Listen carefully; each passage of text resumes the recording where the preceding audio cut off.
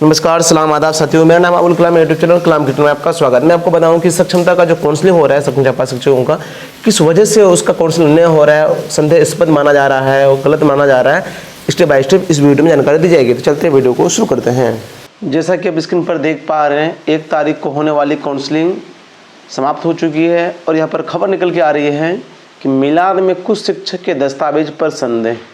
तो कौन कौन से चीज़ों को वहाँ देखा जाता है, इस पर हम वीडियो बनाए हैं। लेकिन वीडियो डिस्कशन करना इसलिए ज़रूरी है कि आप के कौन कौन से बिंदुओं को देखा जाएगा जिसमें संदेह होगा उसको, या फिर कौन कौन से गलती होगा जो कि संदेह के दायरे में नहीं माना जाएगा।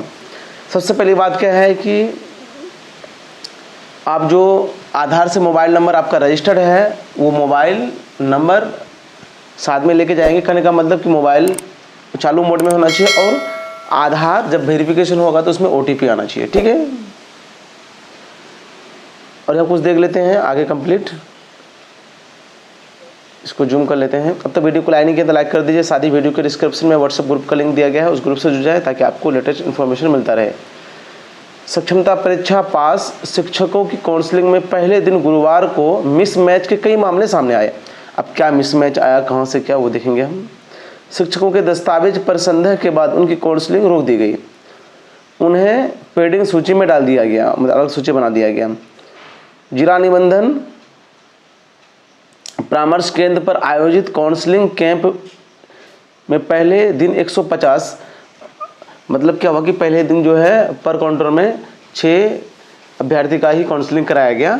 उसके बाद धीरे धीरे जो है स्पीड बढ़ाया जाएगा, क्योंकि फर्स्ट टाइम जो होता है थोड़ा देखने समझने में दिक्कत होता है।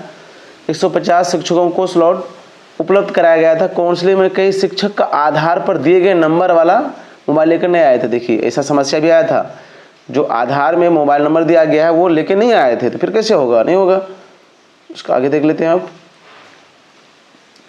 OTP मैसेज में आने के कारण ऐसे शिक्षकों की काउंसलिंग रोक दी गई। मतलब OTP मैसेज नहीं आने के कारण ऐसे शिक्षकों की काउंसलिंग रोक दी गई।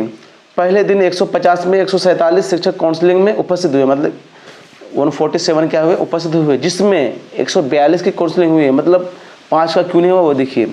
डाटा मिसमैच, वो OTP नहीं आने के कारण 5 शिक्षकों की काउंसलिंग नहीं हुई, ठीक है।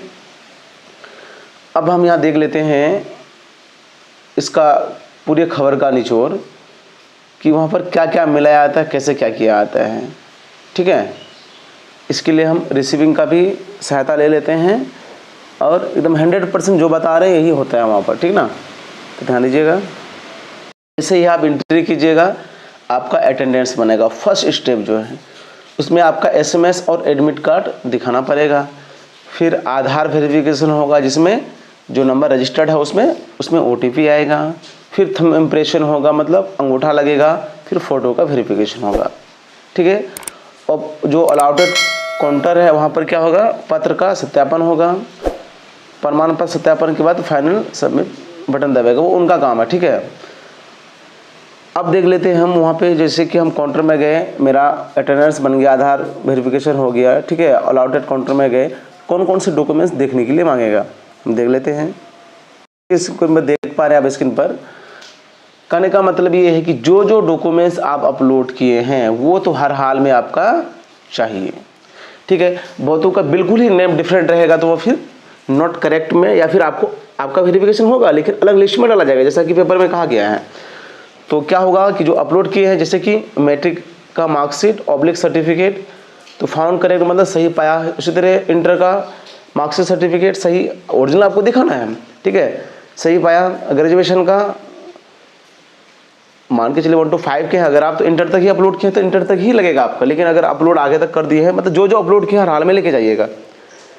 B.Ed या D.Led जो भी है उसका, B.Ted C.Ted या S.Ted जो भी सर्टिफिकेट है उनका, आधार कार्ड, कैटेगरी सर्टिफिकेट, नियोजन पत्र, इतना तो दिखेगा ही। साथ ही जो दिव्यांग अभ्यर्थी हैं तो दिव्यांग का दिखेगा, ठीक है। जो सक्षमता वाला है तो सक्षमता का दिखेगा वहाँ पर।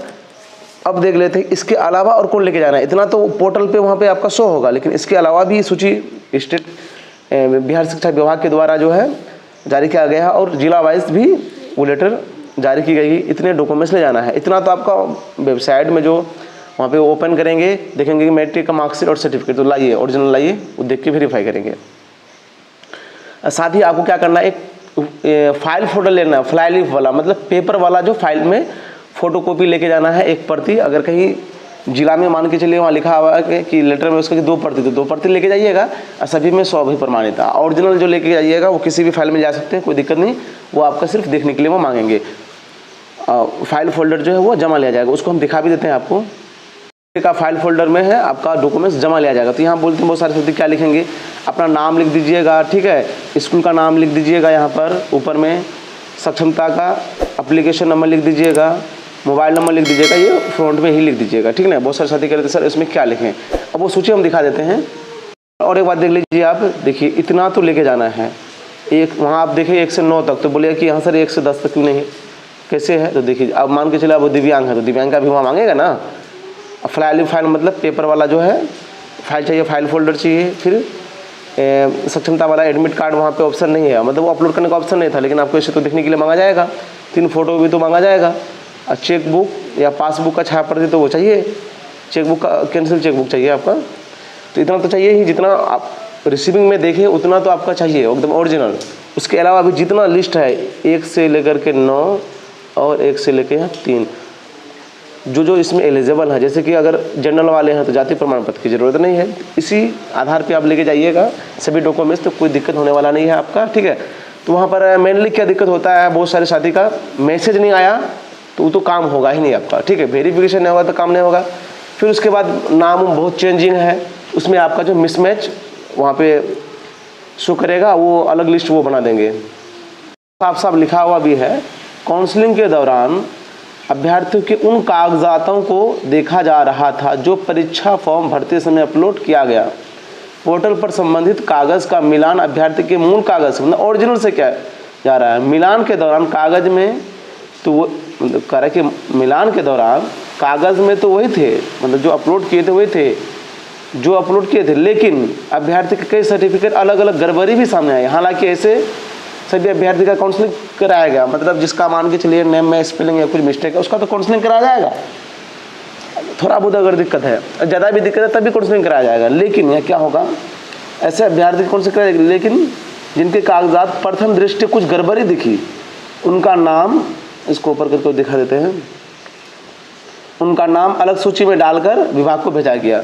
मतलब उसको लगा कि ये गलत है, डॉक्यूमेंट्स जो आप अपलोड किए थे वही आपके वहाँ ओरिजिनल में दिखाई, लेकिन नेम में प्रॉब्लम या कुछ प्रॉब्लम अगर हुआ, माइनर प्रॉब्लम कोई दिक्कत नहीं है, मान के चलिए किसी का SH या कुछ थोड़ा बहुत ऐसा कमेंट आ रहा था, लेकिन ज़्यादा दिक्कत है तो उसमें आपको काउंसलिंग होगा, लेकिन आपका अलग सूची विभाग को भेज दी जाएगी, जांच होगा, जांच के उपरांत अगर सही पाया जाएगा तो ठीक है, कोई दिक्कत नहीं है।